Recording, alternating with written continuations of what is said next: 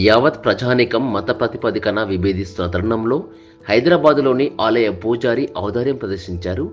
మానవ సేవే మాధవ సేవ అన్న నానుడికి సరైన అర్థం చెప్పారు.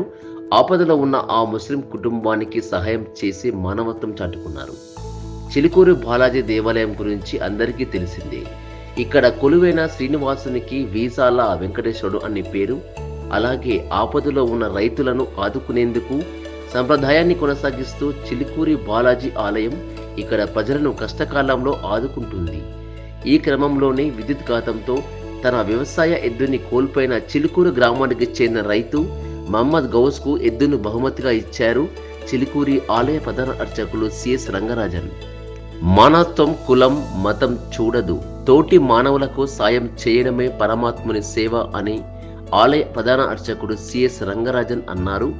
గత 2 నెలలలో విద్యుత్ షాక్ పిడుగుపాటుకు మరి ఏదైనా ప్రమాదంలో పశువులు మరణించిన రైతుల దుస్థితిని చూసి చెల్లించిపోయారు చిలుకూరి ఆలయ ప్రధాన అర్చకులు సిఎస్ రంగరాజన్.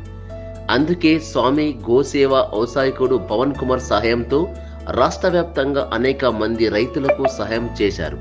గతంలో విద్యుత్ షాక్తో పశువులను కోల్పోయిన సిద్దిపేటకు చెందిన రైతులకు చిలుకూరు బాలాజీ దేవాలయం ఆవును అందించింది. ప్రక్క గ్రామాలకు చెందిన కొందరు రైతులు కూడా ఎద్దులను ఆదుకున్నారు. ఆపదలో ఉన్న రైతులను ఆదుకునేందుకు ప్రజలు కూడా ముందుకు రావాలని ఆలయ ప్రధాన అర్చకులు కోరారు. రైతులు తమ ఆవులు గేదెలు ఎద్దులను తమ కుటుంబ సభ్యులతో సమానంగా భావిస్తారని అలాగే చూసుకుంటారని చెప్పారు. వాటికి ఏదైనా జరిగితే ఇంట్లో వాళ్లకు జరిగినట్లుగానే బాధపడతారని చెప్పారు.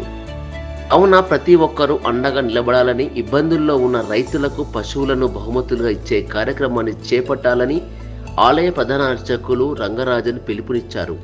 ఓ ముస్లిం రైతుకు చిలుకూరి బాలాజీ దేవస్థానానికి చెందిన ప్రధాన అర్చకులు సిఎస్ రంగరాజన్ ఎద్దుని బహుమతిగా ఇచ్చారు.